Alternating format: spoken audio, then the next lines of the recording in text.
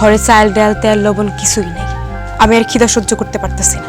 আজকে যদি আপনি বাজার করে বাড়িতে না নিয়ে আসেন, আমি আর আপনার সংসার করবো না।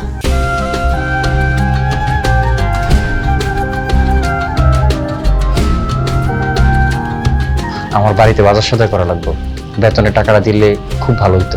আপনার টাকার মসজিদের টাকাটা মসজিদের একটা কাজে লাগাইছি। সামনের মাসে 2 জনের টাকা একসাথে যা পাইবেন সব দিয়ে দিন।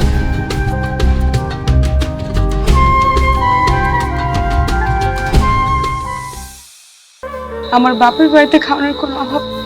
আমার বাপের বাড়ি খাওয়ানি মানুষে খায়, আর আজকে আমি মানুষের বাড়ির খাবার খাইতেছি।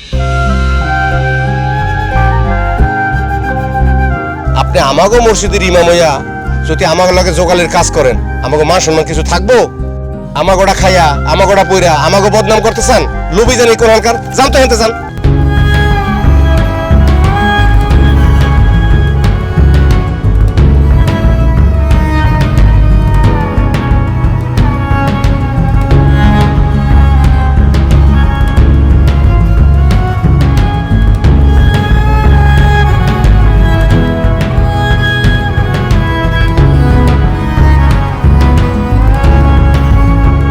আমাদের মসজিদের ইমাম সাহেব না, আপনি রিক্সা চালান? আজকে বাদ মাগরিব গ্রামের সবাই রাইকা আমি আপনার বিচার করব।